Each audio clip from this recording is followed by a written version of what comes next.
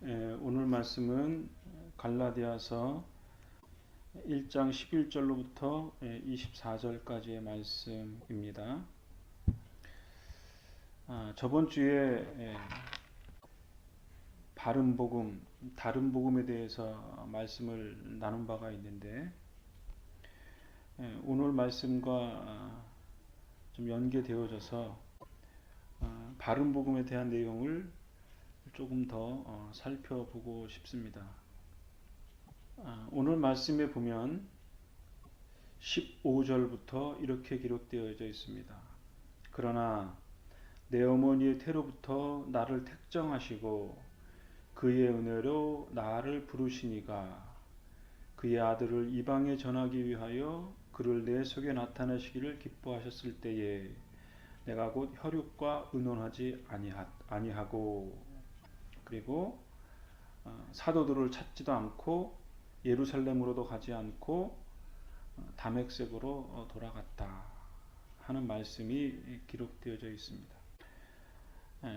이 말씀을 유심히 보면 내가 14절에 있는 유대인의 조상의 전통, 그것을 예수 믿기 전에는 그것이 하나님의 공의를 실현하는 것이라고 생각을 하고 그의 그런 삶을 살았지만 예수 그리스도의 은혜를 깨닫고 그리고 다메섹 도상에서 예수 그리스도께서 나에게 환상으로 말씀해 주시고 그리고 그것이 또 다른 표현으로는 그리스도께서 나에게 사명을 주시기 위해서 하나님의 뜻을 드러낸 계시의 비밀을 사도 바울에게 알려주심으로 그리스도가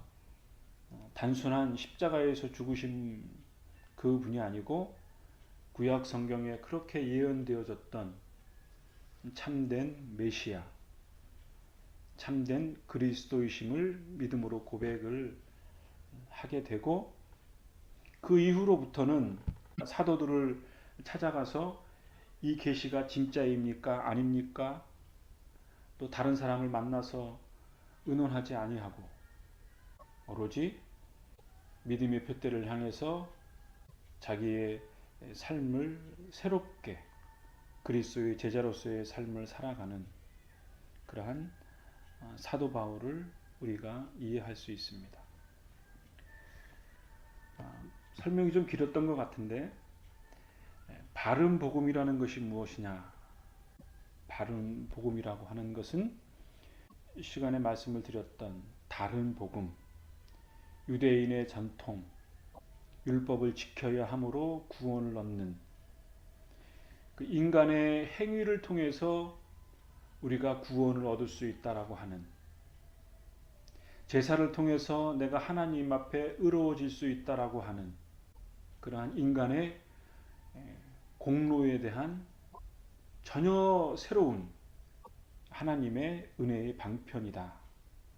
복음이라고 하는 것은 인간의 그 어떠한 행위, 인간의 그 어떠한 이름, 그것으로서 하나님 앞에 나아가는 것이 아니라 오로지 그리스도의 십자가의 사건, 죽음을 이기신 그리스도의 영원한 생명과 부활, 하나님이 다시 살리신 예수 그리스도, 그리고 그 그리스도께서 하나님 우편에 앉아 계셔서 연약한 우리들을 위하여 기도하시는 그리스도의 은혜, 그 완전하신 그리스도의 구속의 은혜로만 우리가 구원을 얻을 수 있다. 예수 그리스도를 믿음으로만 구원을 얻을 수 있다. 이 땅의 천하의 그 어떠한 어떠한 이름으로도 구원을 이룰 수 없다. 오로지 완전하시고 참되신 그리스도를 통해서 그리스도를 믿음으로 하나님 앞에 의롭다라고 인정을 받을 수 있다. 이 하나님의 완전한 은혜, 이것이 바른 복음이라는 것입니다. 베드로가 설교한 내용이고요. 그리고 사도들이 외쳤던 복음이고, 스데반 집사님이나 그리스도를 따르는 수많은 사람들이 외쳤던 복음, 그것이 바른 복음인 것입니다.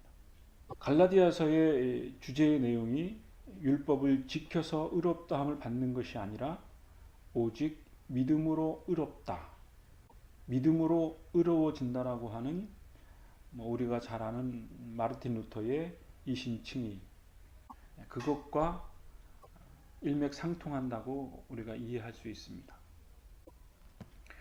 또 다른 측면에서 그럼 바른 복음이라는 게 무엇일까? 약간 중복되는 경향이 있습니다만 다시 한번 살펴보고 싶습니다. 첫 번째로는 이 악한 세상에서의 구원을 의미하는 것입니다.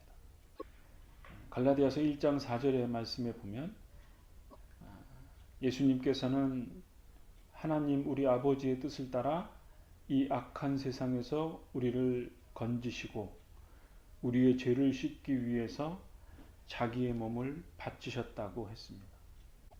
그러니까 이 땅에 있는 인생을 살아가는 수많은 인생들이 그 인간이 가지고 있는 죄성, 악한 마음, 하나님의 뜻에 불순종하려는 저항의식 또는 불순종한 행위, 그 수많은 인간들이 모여서 더 많은 구조악을, 더 많은 죄악 덩어리를, 그래서 이 세상에 하나님 없이 살아가는 수많은 인간들의 죄성의 모습, 그것을 악한 세상, 그리고 각각 개개인들이 가지고 있는 죄성, 이 인간의 죄성과 악한 세상을 새롭게 하시기 위해서 하나님의 뜻을 따라서 예수 그리스도께서 이 땅에서 하나님의 뜻을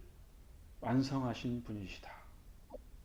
뿐만 아니라 율법 안에 있는 유대인들에게 하나님의 자녀가 되어지는 단순한 선민의식으로서 뿐만 아니라 하나님을 우리의 아버지와 같은, 육신의 아버지와 같은 그러한 자녀의 관계로 우리를 삼으신다 라는 의미를 갈라디아서 서두에서 거듭거듭 말씀하고 있습니다.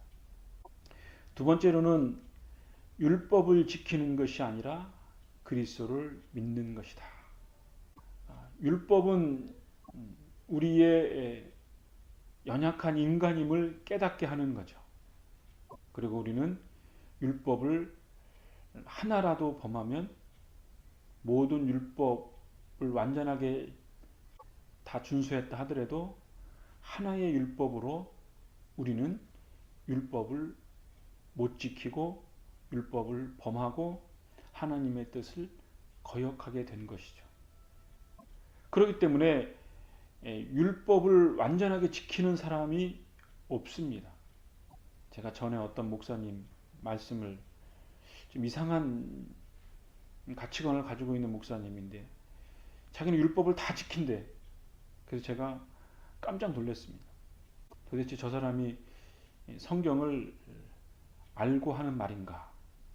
율법을 알고 하는 말인가? 아니 어떻게 율법을 다 지키냐 이거죠. 결국은 이 땅에 사는 우리들은 불완전하기 때문에 율법을 다 지킬 수가 없는 거죠. 단순히 행동으로만 지키는 것뿐만 아니라 우리의 마음 속에 있는 것까지 마음과 뜻과 정성을 다해서 율법을 지킨다는 것, 그것은 인간이 아니죠.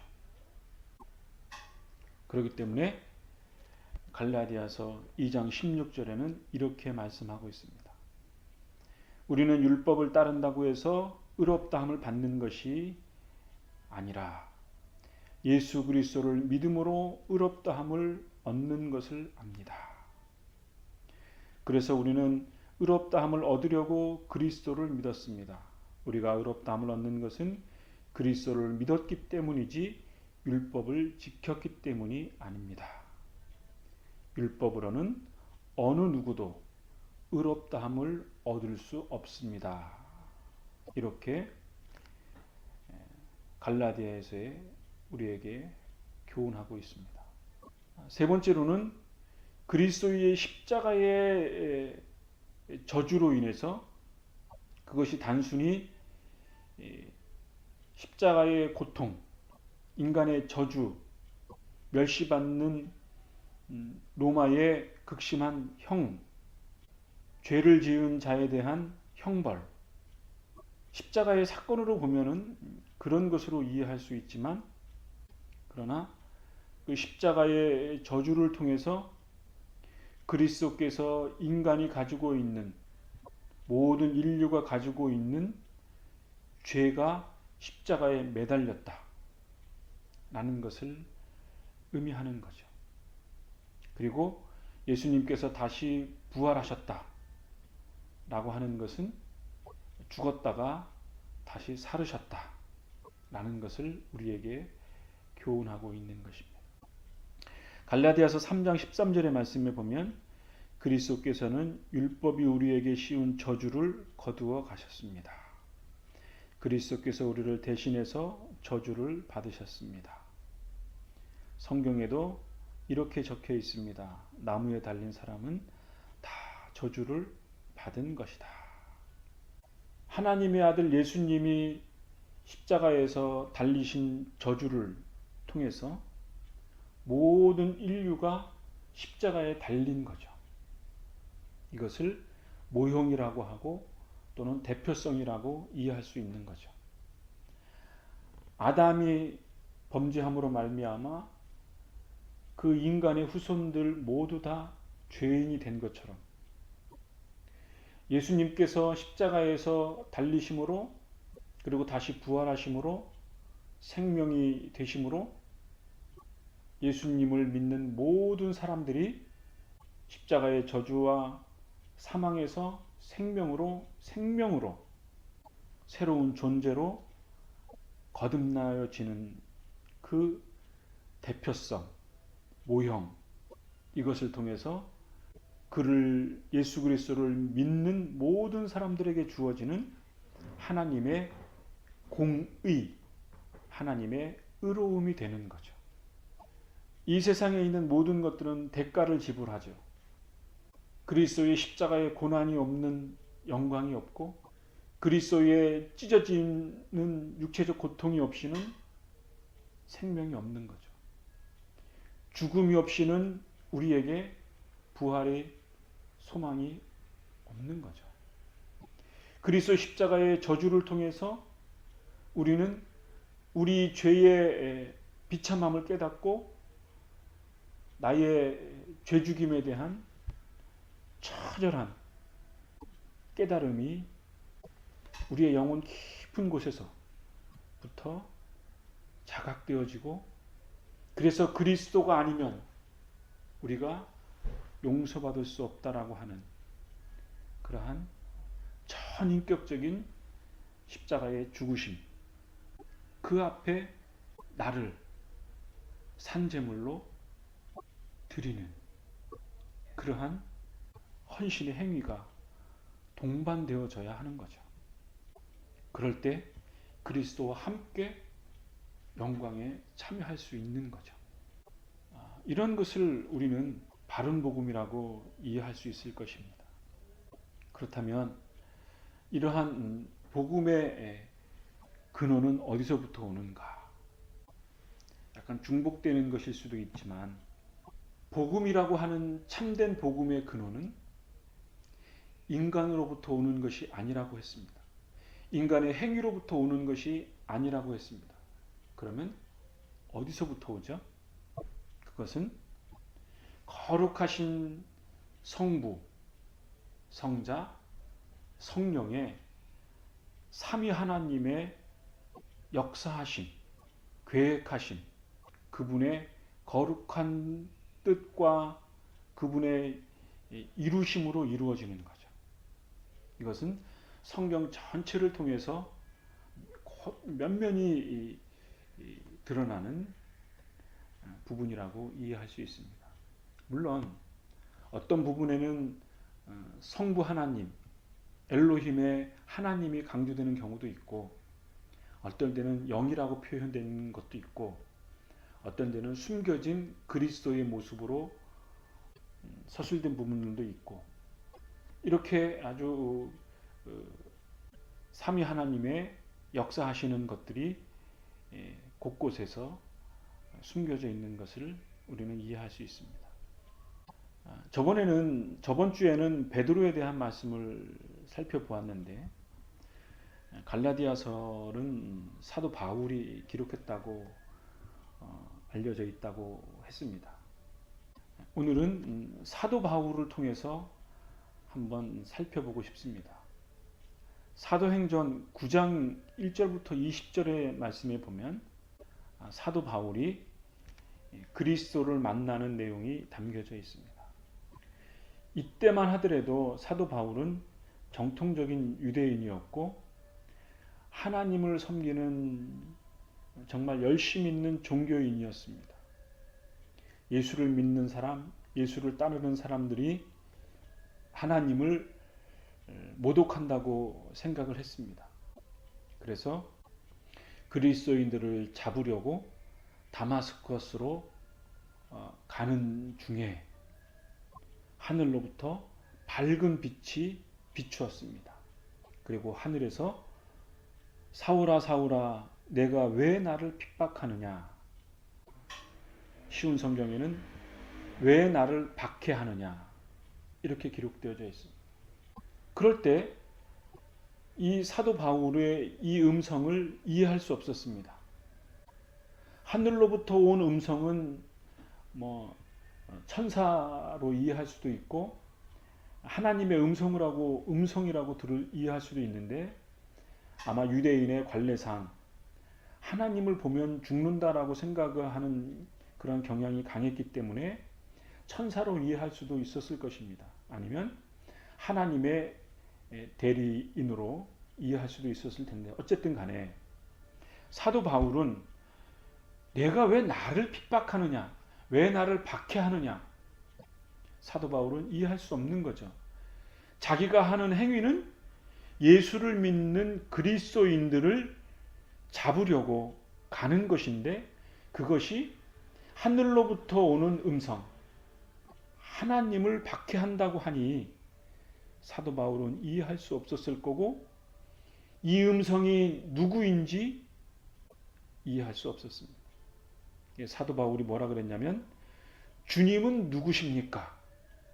하늘로부터 오는 하나님의 음성, 분명히 내 귀에 들리는 그 음성, 그분은 이 땅의 사람이 아닌 여호와 하나님이거나 하나님의 천사와 같은 분이신데 도대체 당신은 누구십니까? 라고 사도 바울은 되물었습니다. 그럴 때 5절에 이렇게 말씀합니다. 나는 내가 박해하는 예수다. 나는 내가 박해하는, 핍박하는 예수다. 이 말을 듣고 사도 바울이 깜짝 놀란 거죠. 아, 지금 나에게 말씀하시는 분이 예수님이고, 예수님을 핍박하는 것이 예수를 믿는 사람들을 핍박하는 것이구나 라는 사실을 사도 바울이 알게 됩니다. 결국은 이것을 뭘로 이해할 수 있냐면, 그리스도께서 사도 바울에게 예수님 자신을 드러내 주신, 신학적인 용어로 계시라 이렇게 표현합니다. 그래서 갈라디아서나 에베소에 보면 계시라는 표현들이 곳곳 서술되어져 있습니다. 이렇게 그리스도께서 사도 바울에게 예수님 자신을 드러내신 계시가 사도 바울에게 있어서는 복음이 깨닫게 되어지는, 그러니까 예수 그리스도의 복음은 자기 자신이 학습을 하거나 누구로부터 사사받는 것도 중요하지만, 가르침을 받는 것도 중요하지만, 그것보다는 더 선행되어져야 하는 것이 뭐냐? 하나님의 은혜로 우리에게 하나님의 은혜가 깨닫게 되어지고 믿어지는 그 계시의 수용성, 그것이 우리에게 중요하다는 거죠. 이 계시의 음성을 들은 사도 바울은 다마스커스로 내려가서 3일 동안 보지도 못하고 먹지도 못합니다. 그리고 주님께서 아나니에게 가서 사도 바울을 돌봐주라고 말을 하고, 그리고 사도 바울은 다시 시력을 회복하고 성령으로 충만하게 됩니다. 그리고 18절에는 그러자 곧 사도 바울의 눈에서 비늘 같은 것이 떨어져 나가고 사울은 다시 보게 되었다고 했습니다. 그리고 세례를 받고 음식을 먹고 기운을 되찾고, 그리고 다마스커스에 있는 제자들과 함께 지내고 나서 곧바로 회당에 가서 예수님은 하나님의 아들이다라고 선포하기 시작했다는 거죠. 누가? 사울이 이제는 바울이 되는 거죠. 세상에서 잘 나가던 똑똑하고 현명한 자가 이제는 그리스도 안에서 작고 미천한 그리스도의 제자가 되어지는 바울이 된 거죠.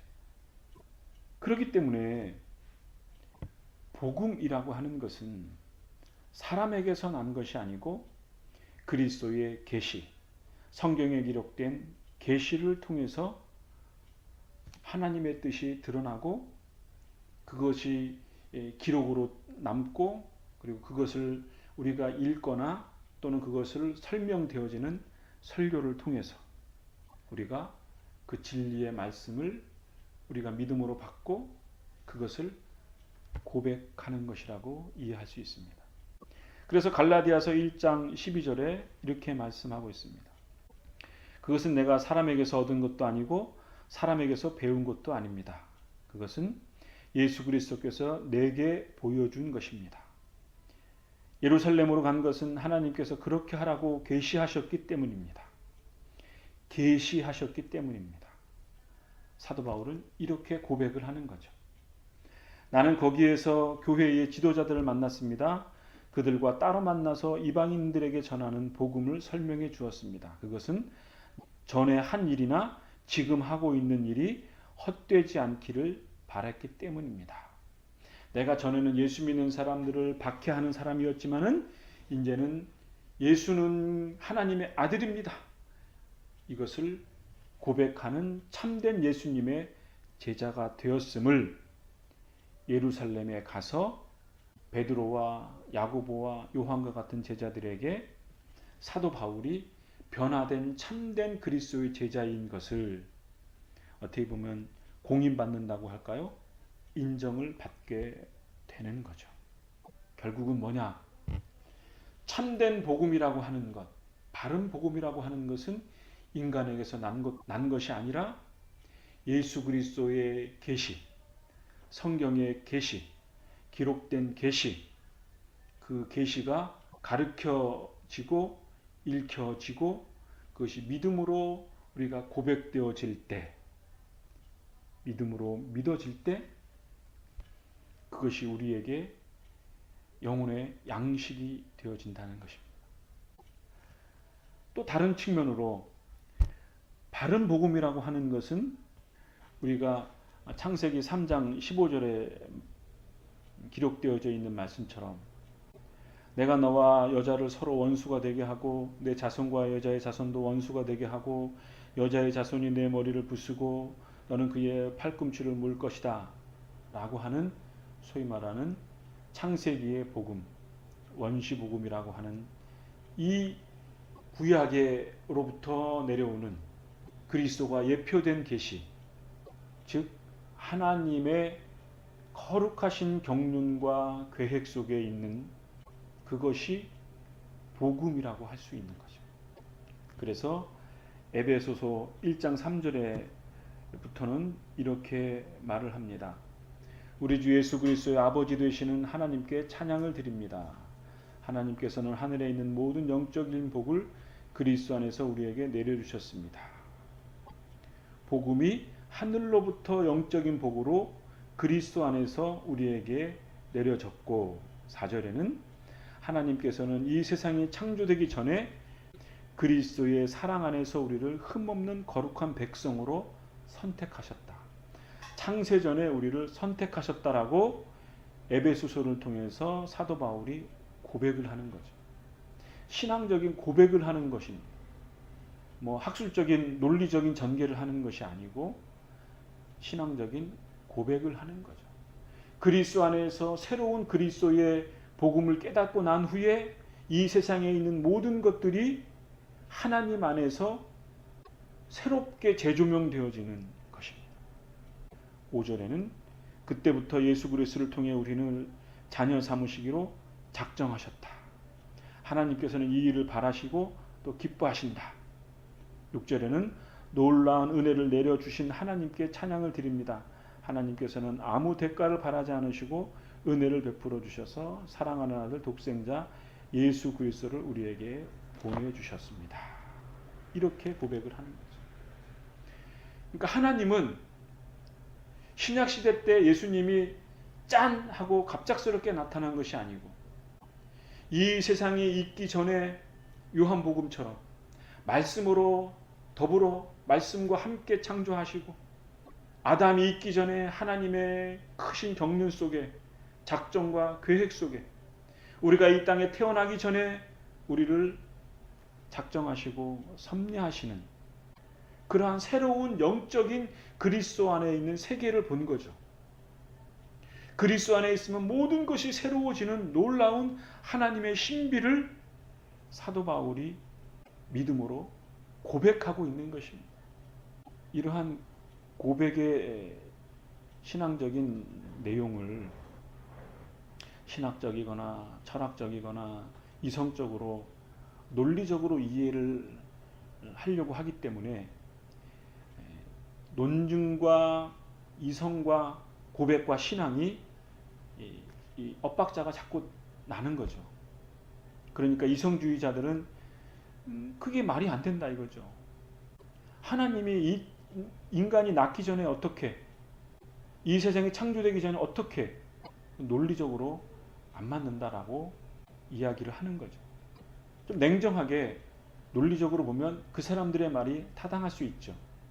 그러나 그런 논리적 형식 논리가 갖고 있는 단점은 뭐냐, 한계는 뭐냐면 그거보다 이성과 논리보다 더 큰 하나님의 신비스러운 영적인 그러한 세계를 이해할 수 없는 거죠. 그래서 무한은 유한을 품을 수 없다라고 하는 말이 나오는 것입니다. 어쨌든 사도 바울은 그리스도 안에서 새로운 신앙의 세계를 본 거고 하나님의 놀라운 경륜의 역사를 본 거고 그리고 그것을 자기의 삶에 모든 것들을 다 쏟아 부으면서 그리스도의 제자의 삶을 살게 된 것입니다. 그렇다면 우리가 이러한 참된 복음, 바른 복음 안에 있는 사람들, 우리에게 주는 유익이 무엇인가? 첫 번째로는 우리가 그리스도와 함께 연합됨으로 흠이 없어지고 그리스도와 영적인 사귐을 갖게 하는 거죠. 고린도전서 1장 8절 9절에 이렇게 기록되어져 있습니다. 예수님께서는 여러분을 세상 끝날까지 굳게 지켜 우리 주 예수 그리스도의 날에 흠이 없는 사람이 되게 하실 것입니다. 여러분을 부르셔서 그의 아들이신 우리 주 예수 그리스도와 사귐을 갖게 하신 하나님은 신실하다. 이렇게 고백을 합니다. 단순히 예수님이 십자가에서 죽으시고 부활하셔서 하나님 우편에 앉아 계신 것이 아니고 예수님이 우리를 위해서 기도하시는 것뿐만이 아니라 그분이 영적으로 우리와 깊은 관계를 갖는다 이거죠. 우리가 가지고 있는 마음의 통회함을 그리스도와 함께 교통하게 되고 물론 성령을 통해서 성령과 함께 우리가 영적인 사귐을 갖는 거죠. 두 번째로는 뭐냐? 우리가 은혜로 은혜의 삶을 살아가는 거죠. 나의 의지대로 살아가는 것과 나의 계획대로 살아왔던 그리스도 이전의 모든 삶과는 다른 하나님이 나에게 부어주시는 새로운 은혜의 삶을 살아가는 그러한 영적인 삶, 그것이 우리에게 새롭게 주어진다는 거죠. 세 번째로는 뭐냐? 하나님의 기쁘신 뜻에 따라 우리가 의롭게 되어진다. 의로운 삶을 살아간다는 거죠. 로마서 8장 30절의 말씀에 하나님께서는 미리 정하신 사람들을 부르셨고 부르신 사람들을 의롭다 하셨고 의롭다 하신 사람들을 영화롭게 하셨다고 했습니다. 물론 우리는 이 땅에 살면서 실수하고 죄를 짓죠. 또 신앙적인 여러 가지의 관습들이 더덕더덕 붙어서 유대인들이 가졌던 그러한 새로운 변형된 율법들에 우리들이 매몰될 수도 있을 겁니다. 그리고 우리는 또 죄를 짓고 실수를 하게 되면서 또 좌절하게 되지요. 그렇다 하더라도 하나님이 우리를 의롭다라고 하신 그 하나님의 기쁘신 뜻, 우리가 영화롭게 되어지는, 그리고 이 땅에서 우리가 하나님 앞에 순종하며 살다가 우리가 이 생을 다할 때 우리의 육신의 연약함과 함께 우리가 죽음으로 죽을 때 내 안에 살아계신 그리스도의 영, 하나님의 영원한 통치하심, 하나님의 인도하심, 그리고 그리스도의 십자가의 피로 나의 모든 육신의 죄를 씻으시고 용서하시며 나의 온전한 것만 받아주시는 그 영화에 이르게 된다 이거죠. 하나님이 우리에게 부여해 주시는 최종적인 완성이라고 할 수 있죠. 하나님이 나의 영혼을 인도하시고 통치하시며 은혜를 베풀어 주시며 영적인 완전한 교통함을 갖는 것, 그 하나님 한 분만으로 더 이상 필요치 않는 것, 그 완전한 영화에 이르도록 하나님이 우리를 하나님의 붙드심 속에 우리를 끝까지 우리를 인도하신다. 그렇기 때문에 우리에게 주어진 사명은 무엇인가? 우리의 남겨진 생애는 무엇인가? 그것은 그리스도를 따르는 거죠. 그리스도의 복음을 전하는 것이고 그리스도를 신앙하는 것입니다. 그 핵심에는 무엇이 있는가? 사도행전 4장에 보면 이러한 말씀이 있습니다. 11절입니다. 이 예수님은 건축자들이 버린 돌이지만 집 모퉁이의 머릿돌이 되셨습니다. 예수님 외에는 다른 어떤 이에게서도 구원을 받을 수 없습니다. 하나님께서는 온 세상에 우리가 구원 받을 만한 다른 이름을 주신 적이 없습니다. 온 천하 그 어디에도 예수 그리스도 외에 구원을 얻을 만한 이름을 주신 일이 없다. 예수 그리스도만이 하나님께 이른 유일한 길이다. 내가 곧 길이요 진리요 생명이다라고 하는 그 복음서의 핵심의 말씀이 사도행전 4장에 명확하게 기록되어져 있는 거죠. 세상 사람들이 버린 그 예수 그리스도의 건축자의 버린 돌, 그 버린 돌의 모퉁이를 통해서 예수 그리스도의 완전한 그리스도의 교회, 복음의 역사가 다시 지어진다 이거죠. 참된 복음은 성삼위의 거룩하심과 그의 역사하심에 있는 것입니다. 죄된 인간은 하나님의 뜻에 순종할 수 없습니다. 오로지 그리스도의 완전한 속죄를 통해 이루어지는 그리스도의 유일성에 있는 것입니다. 따라서 인간 스스로 구원을 얻을 수 없습니다. 그런데 이 세상의 수많은 이단자들은 결국 그 자신이 사람이며 늙고 죽어가는 인생임에도 불구하고 자신이 마치 하나님인 양 자기 자신을 속이고 수많은 어리석은 인생들을 속이고 자기 자신이 거짓 메시아임을 알면서도 자기 자신을 메시아라고 우기고 주장하고 자신을 믿어야만 영생을 얻는다라고 주장하는 우매한 이단자들이 있습니다. 이것은 다른 복음인 것입니다. 천하 인간의 그 어디에도 인간이 인간을 구원할 수 없는 것입니다. 죄악된 인간을 구원할 수 있는 유일한 분은 십자가에서 자기 자신의 모든 것들을 내어 버리시고 속죄의 완성을 이루신 그리스도 한 분에게만 참된 복음이 있는 것입니다. 이 참된 복음을 믿고 살아가는 저와 여러분의 삶이 되어지기를 간절히 반절히 기원합니다. 기도하겠습니다.